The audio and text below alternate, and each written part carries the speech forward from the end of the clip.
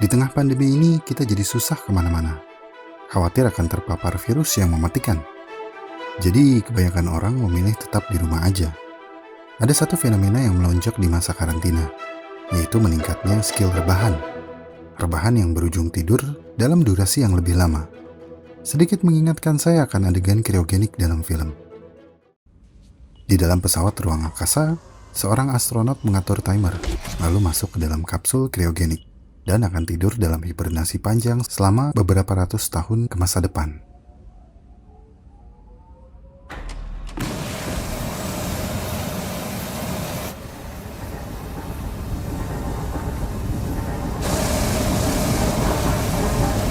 Sebuah adegan yang sering kita lihat di film science fiction. Tapi, apakah di kehidupan nyata manusia bisa benar-benar berhibernasi?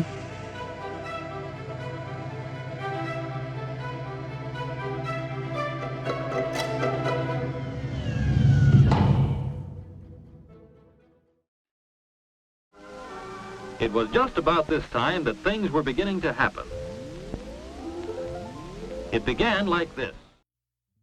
Untuk menjawab pertanyaan itu, para peneliti memulai penelitian tentang hibernasi dengan mempelajari hewan-hewan yang sering melakukan hibernasi. Ada lebih dari 200 spesies yang telah diketahui memiliki kemampuan berhibernasi. Mereka meneliti tupai tanah Arktik sebagai contoh. Sebagai hewan asli habitat tundra di Amerika Utara dan Rusia Utara, hewan ini menggali lubang dalam permafrost dan berhibernasi di sana. Suhu tubuh tupai akan turun drastis sampai dengan minus 2,9 derajat Celcius. Hewan lain seperti beruang hitam betina bahkan melakukan tugas ganda, melahirkan sekaligus menyusui saat mereka berhibernasi selama musim dingin.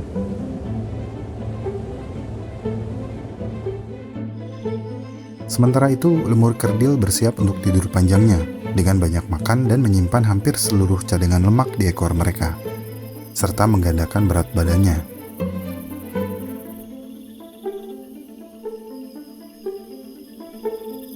Setelah berhibernasi, ia akan bangun dan terlihat lebih ramping.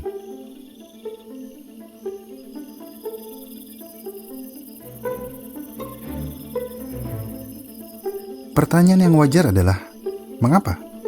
Mengapa hewan-hewan tersebut melakukan hal ekstrim seperti itu? Bagi beberapa hewan, hibernasi adalah suatu keharusan. Ini adalah sebuah taktik untuk bertahan hidup, sebuah upaya agar dapat melewati kerasnya cuaca musim dingin, di mana makanan dan persediaan air sangat terbatas. Sebuah keadaan yang bisa mengancam nyawa.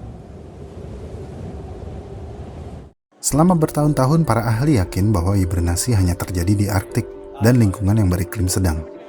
Tapi baru-baru ini, mereka menemukan ada juga hewan yang berhibernasi di luar area itu, bahkan di gurun pasir yang kering dan di hutan hujan tropis. Tahukah kamu kalau beberapa spesies tupai tanah di wilayah tropis dan sebagian spesies kelelawar juga berhibernasi? Bahkan kura-kura gurun ini pun berhibernasi. Saat hibernasi dimulai, detak jantung hewan biasanya akan melambat menjadi sekitar 1-3% dari kecepatan aslinya. Seperti lemur kerdil, yang biasanya memiliki sekitar 180 kali detakan per menit, akan melambat menjadi hanya sekitar 4 kali per menit. Pernafasan mereka pun juga melambat secara drastis, menjadi hanya satu nafas sekitar 10-21 menit. Beruang hitam dan beberapa hibernator lain tidak akan buang air kecil ataupun buang air besar selama musim hibernasi. Hewan yang sedang berhibernasi tampaknya bisa bertahan hanya dengan memiliki cukup darah dan oksigen yang beredar dalam tubuh mereka. Pemindaian pada hewan yang berhibernasi mengungkapkan bahwa hampir tidak ada aktivitas dalam otak mereka. Tapi hibernasi bukanlah tidur panjang selama musim dingin. Sejauh yang diketahui para peneliti, lemur dan tupai tanah bahkan tidak tidur di sebagian besar masa hibernasinya. Hibernasi adalah serangkaian pengaturan fase torpor. Torpor adalah kemampuan untuk menurunkan suhu tubuh, metabolisme, dan detak jantung. Hewan-hewan yang berhibernasi akan masuk ke fase torpor selama beberapa hari hingga 5 minggu. Setelah itu, tingkat metabolisme dan suhu tubuh mereka akan kembali ke normal selama sekitar 24 jam, sebelum kembali lagi ke fase torpor. Fenomena ini diketahui sebagai interbout arousal, dan penyebabnya masih menjadi sebuah misteri.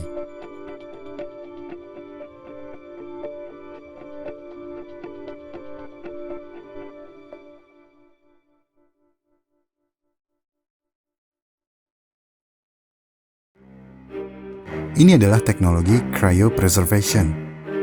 Cryopreservation adalah proses di mana organel, sel, jaringan, matriks ekstraseluler, atau organ lainnya diawetkan dengan pendinginan pada suhu yang sangat rendah, menjaga konstruksi biologis tersebut dari kerusakan.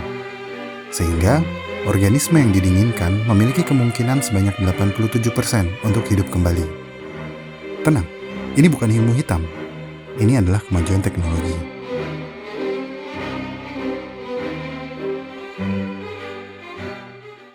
Beberapa hewan terbukti butuh hibernasi untuk bertahan hidup. Tapi, perilaku yang melekat dalam hibernasi, seperti tidak beraktivitas selama 5 minggu atau suhu tubuh yang turun mendekati titik beku, dapat berakibat fatal kepada spesies yang tidak berhibernasi, seperti kita, manusia. Pada tahun 2016, ada seorang gadis berusia 14 tahun yang mengatakan sebelum ia meninggal karena kanker, dia menginginkan tubuhnya untuk dibekukan secara kriogenik, dengan harapan dia dapat dihidupkan kembali di kemudian hari. Keputusan ini mengundang banyak kontroversi, karena ada yang berpendapat kalau sel manusia akan hancur jika dibekukan dan dicairkan secara mendadak. Ternyata proses pembekuan mayat secara kriogenik ini sudah marak mulai tahun 1960-an, dan telah dilakukan beberapa ratus kali. Prosesnya berlangsung cepat. Tubuh harus dipersiapkan segera setelah kematian, idealnya dalam beberapa menit. Namun sebelum meninggal, keluarga pasien harus mendaftar terlebih dahulu. Pengaturan harus dibuat agar mayat diangkut sesegera mungkin oleh penyedia layanan pemakaman yang terdaftar. Biayanya? Pastinya tidak murah, sekitar 2,5 miliar dolar. Tapi hingga saat ini belum ada kepastian tentang bisa atau tidaknya manusia dibangkitkan kembali setelah dibekukan secara kriogenik. Karena manusia masih mempelajari bagaimana cara hewan bertahan di masa hibernasi.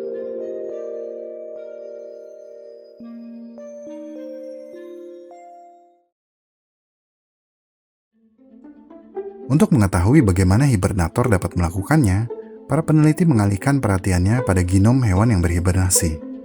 Sejauh ini, mereka menemukan bahwa hibernasi dikontrol oleh gen-gen yang aktif dan mati dalam pola yang unik sepanjang tahun. Gen-gen yang mengatur secara cermat fisiologi dan perilaku hibernator. Contohnya, berbagai studi mengenai tupai tanah, beruang, dan lemur kerdil telah mengungkapkan bahwa para hewan ini dapat mengaktifkan gen-gen yang mengatur metabolisme lemak, tepat ketika mereka perlu menggunakan cadangan lemak tersebut sebagai sumber energi selama periode puasa yang panjang. Dan gen-gen yang dimaksud terdapat pada semua mamalia, yang berarti para peneliti dapat mempelajari mamalia yang berhibernasi untuk melihat bagaimana kontrol fisiologi yang unik itu dapat membantu manusia. Memahami bagaimana hibernator bertahan meski aliran darah berkurang dapat mengarahkan kita kepada cara yang lebih baik untuk melindungi otak saat serangan stroke. Mencari tahu bagaimana hewan hibernator menghindari kerusakan otot mungkin bisa mencegah rusaknya otot pada pasien yang berbaring terlalu lama di tempat tidur.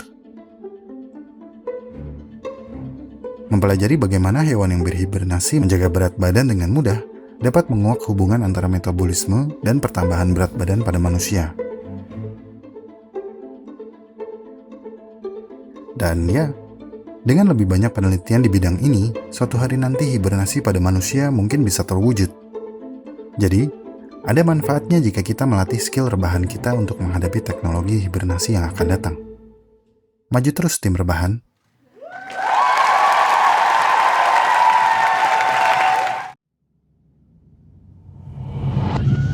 Terima kasih sudah menonton sampai menit ini. Jika suka dengan pembahasan dari Alam Semenit, like video ini dan subscribe. Karena like dan subscribe dari kamu akan membantu perkembangan channel ini. Dan kamu akan mendapat notifikasi dari episode Alam Semenit terbaru 2 kali dalam seminggu. Ikuti perkembangan semua hal yang aneh, menjijikan, dan indah yang mengundang rasa ingin tahu kita semua. Terima kasih dan sampai jumpa di Alam Semenit episode selanjutnya.